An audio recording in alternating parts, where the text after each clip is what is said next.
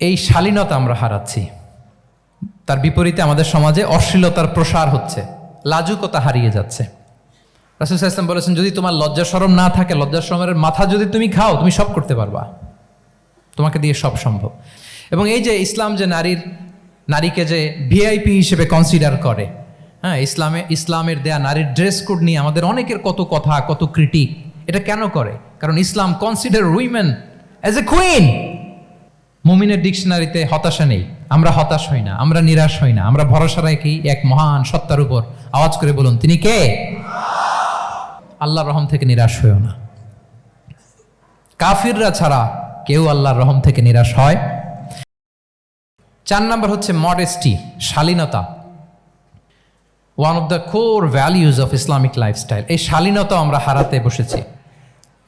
Modesty বললে অনেকে শুধু কাপড় চোপড় নিয়ে চিন্তা করে যে ছোট কাপড় বড় কাপড়। Modesty is not about only clothing but also your behaviour, your dealing, your overall character. শুধু আপনি মডেস্টি, শালীনতা বললে কাপড় চোপড় নিয়ে চিন্তা করবেন না। এটা আপনার মডেস্টি ইন ইউর স্পিচ, আপনার কথার মধ্যেও শব্দ চয়নেও মডেস্টি থাকতে হবে, আপনার বিহেভিয়ারে মডেস্টি থাকতে হবে, আপনার ডিলিংসে মডেস্টি থাকতে হবে। এই শালীনতা আমরা হারাচ্ছি, তার বিপরীতে আমাদের সমাজে অশ্লীলতার প্রসার হচ্ছে, লাজুকতা হারিয়ে যাচ্ছে। লাজুকতা, লজ্জা শরম থাকা, এটা যে কত বড় নেয়ামা। যেই জাতি একবার এটা হারিয়ে ফেলে, আর কোনো কিছু দিয়ে, জোড়াতালি দিয়ে এটা তারা রিভাইভ করতে পারে না। এই যে ওয়েস্ট তো এখন যা যা আমাদেরকে শিখাইছে, যেটাকে আমরা স্ট্যান্ডার্ড মনে করি, আবার তারা ফিরতেছে। এই যে ডিভাইসের কথা বলছি না, আপনি অস্ট্রেলিয়ার খোঁজ খবর নেন, যারা খোঁজ নিয়েছেন তারা জানেন, আন্ডার 16 কোনো বাচ্চা সোশ্যাল মিডিয়া ইউজ করতে পারে না অস্ট্রেলিয়াতে। 1 মাস অ্যাপ্লাই করে, কান্ট্রি ওয়াইড অ্যাপ্লাই করে দেখায় ফেলছে।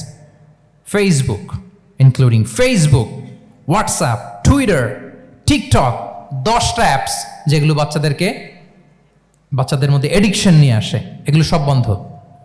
জানেন এই নিউজটা? জানেন? মানে ফিরতেছে, উল্টা ফিরতেছে। এই যে শালীনতার কথা আমরা বলি, এটা হারাচ্ছে। রাসূল সাল্লাল্লাহু আলাইহি ওয়াসাল্লাম বলেন, যার শালীনতা নাই, ইযা আলাম তাসতাহি ফাসনা মা শি'তা, যখন তোমার লজ্জা শরম থাকবে না, যা মনে চায় তাই করো। শিশু মোহাম্মদ চলে গেল সেই বনু সাআদে। ছোট্ট মোহাম্মদ কাঁদে না কখনো, ক্ষুধা লাগলেও কাঁদে না, ব্যথা পেলেও কাঁদে না। কিন্তু ছোট্ট মোহাম্মদের প্রাইভেটসের জায়গা থেকে কাপড়টা যখন সরে যেত, শিশু মোহাম্মদ কেঁদে দিত। সুবহানাল্লাহ, শালীনতা। ইযা আলাম তাসতাহি ফাসনা মা শি'তা।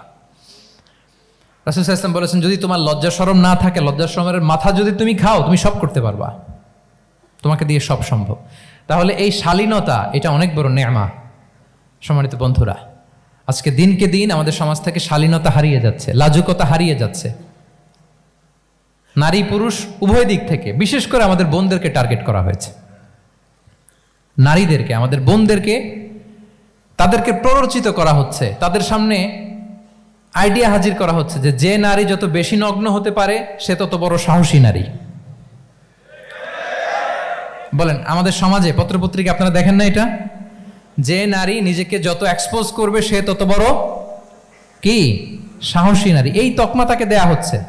এটা টোটাল কমপ্লিট শয়তানের একটা মিশন। শয়তানের প্রথম মিশন হচ্ছে বনি আদমকে বিবস্ত্র করা। কি করা? আল্লাহ তাআলা আদম আলাইহিস সালাম, হাওয়া আলাইহিস সালামকে বলেছিলেন যে নিষিদ্ধ গাছ যেও না, খেও না। শয়তানের প্ররোচনায় খেয়ে ফেলেছিলেন, সাথে সাথে জান্নাতের পোশাক খুলে পড়েছে।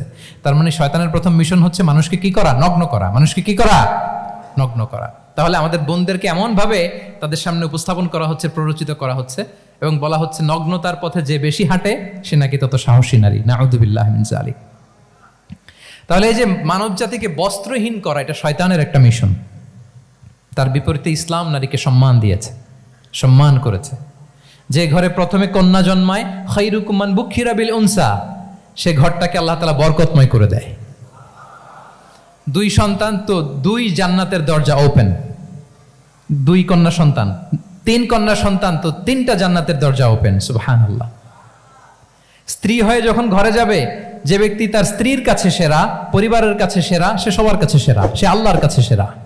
সুবহানাল্লাহ। এবং কোনো মা যদি সন্তান জন্ম দিতে যে মারা যায়, কিয়ামতের দিন আল্লাহ তাআলা ওই মাকে শহীদদের কাতারে দাঁড় করাবেন। আর যদি সেফলি সন্তান ভূমিষ্ঠ হয়, আল্লাহ বলে মায়ের পায়ের নিচে ওই সন্তানের বেহেশত। সুবহানাল্লাহ, কিভাবে নারীর স্টেটাস মর্যাদাকে ইসলাম বাড়িয়েছে। এবং এই যে ইসলাম যে নারীকে যে ভিআইপি হিসেবে কনসিডার করে, হ্যাঁ, ইসলামের দেয়া নারীর ড্রেস কোড নিয়ে আমাদের অনেকের কত কথা, কত ক্রিটিক। এটা কেন করে? কারণ Islam consider women as a queen. Islam তো নারীকে রানী হিসেবে কনসিডার করে। কি হিসেবে বলেন? আচ্ছা বলেন, যে কুইন হবে, যে রানী হবে, তার একটা স্পেশাল ড্রেস কোড থাকবে না?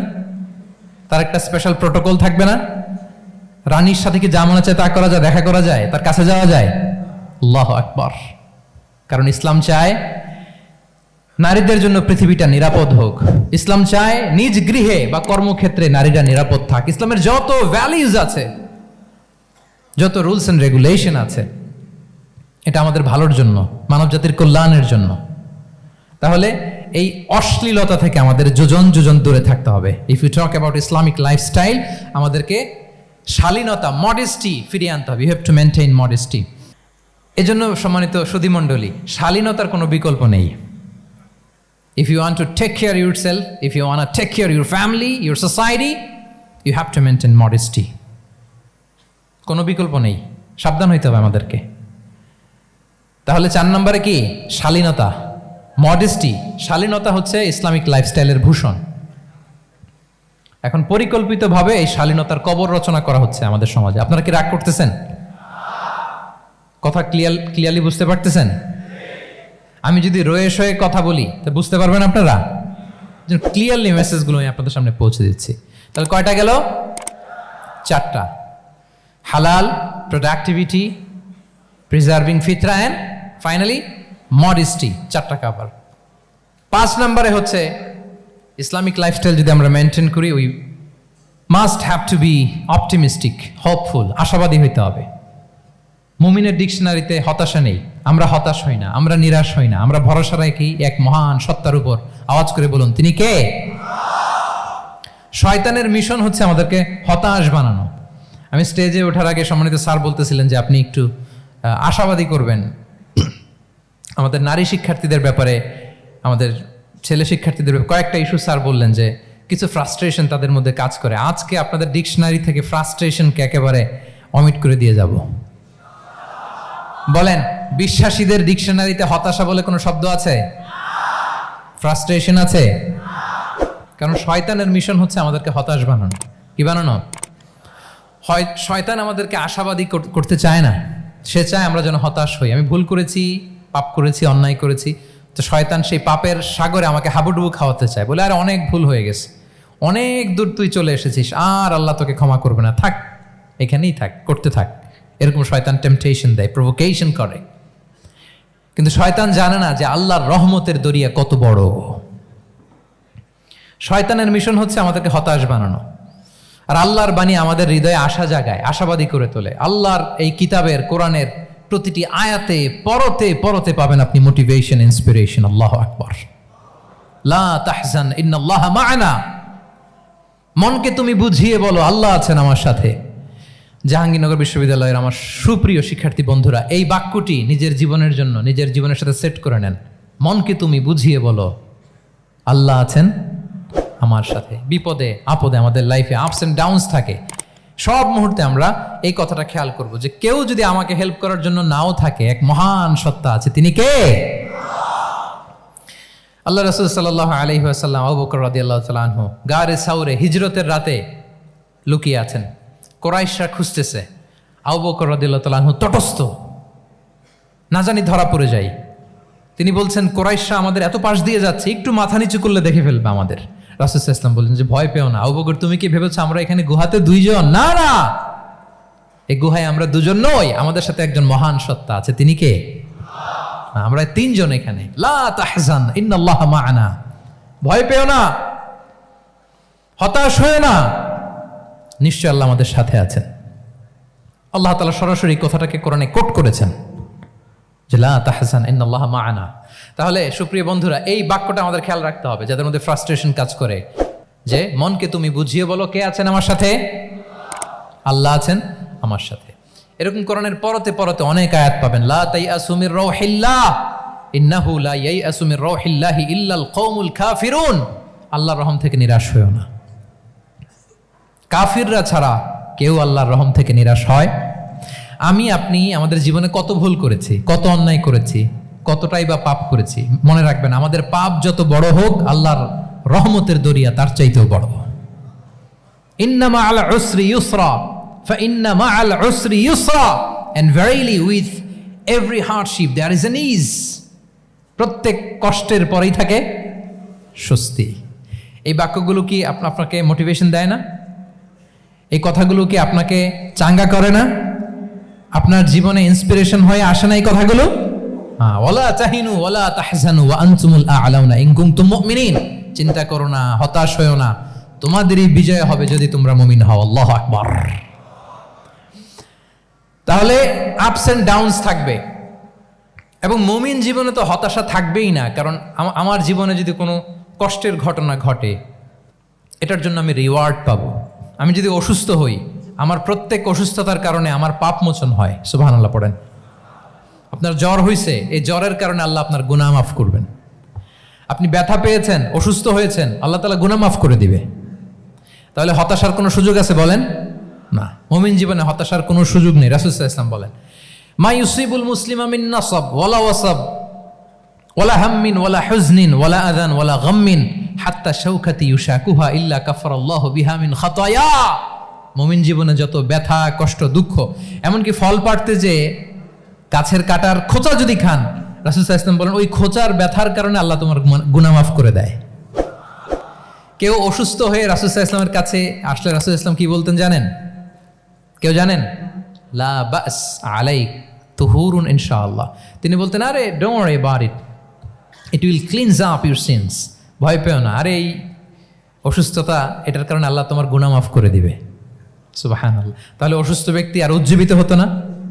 রাসূল সাল্লাল্লাহু আলাইহি ওয়াসাল্লাম অসুস্থ ব্যক্তিকে দেখলেই মাথায় হাত বুলিয়ে দিতেন, দোয়া করতেন, আল্লাহুম্মা রাব্বান নাস আযহিবিল বাস ইশফি আনতা শাফি, দোয়া করে দিতেন। আর বলতেন, আরে ভয় পেও না, এই অসুস্থতা তোমার গুনাহ মাফ করে দিচ্ছে। তাহলে অসুস্থতার মধ্যেও তারা উজ্জীবিত হতো। আমরা মানুষকে আশাবাদী করব, ভয় দেখাবো না। অসুস্থ মানুষকে ভিজিট করতে গেলে আপনারা কি করেন? ভয় দেখান নাকি? না, আশাবাদী করবেন। বলবেন যে আরে কি অসুস্থতা, আপনার দেখে অনেক সুস্থ লাগতেছে, বলতে পারবেন না? কিন্তু আমরা কি করি? কেউ অসুস্থ হইলে ওই অসুস্থতায় সবচেয়ে কষ্ট পেয়ে যে মারা গেছে তার হিস্ট্রি বলা শুরু করি। এরকম করে না অনেকে? ধরেন যে একজন ক্যান্সারের পেশেন্টকে দেখতে গেছেন, এইবার যে আপনার কোন খালা ক্যান্সারে কিভাবে ধুকে ধুকে মরছিল, ওই হিস্ট্রি আপনি বয়ান দিতে শুরু করছেন। বেচারা বাঁচবে? যা একটু সুস্থ ছিল ওইটাও তো অসুস্থ বানাই দিচ্ছেন। কি বলেন? তাহলে ইসলাম আমাদেরকে আশাবাদী করে। প্রিয় ভাই এবং বোনেরা, কি করে? আশাবাদী করে।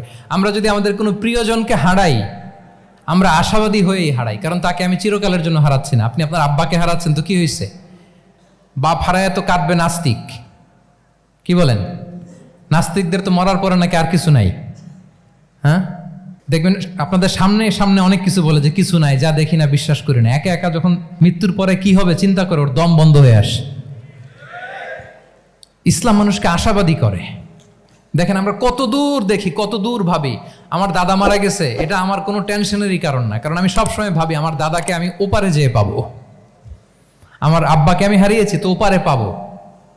আমার বন্ধুকে আমি হারিয়েছি, কাছের বন্ধুটা যে আমার জন্য খুব ইন্সপিরেশন ছিল, সাময়িক বিচ্ছেদ এটা আমাদের জন্য, কারণ আমরা ওই জগতে বিশ্বাস করি। আল্লাহু আকবার। তাহলে হতাশা আমাদের ডিকশনারিতে আজকে থেকে রাখা যাবে। ইসলামিক লাইফস্টাইল যদি মেনটেন করতে চান, you have to be optimistic. Clear কথাটা? আচ্ছা।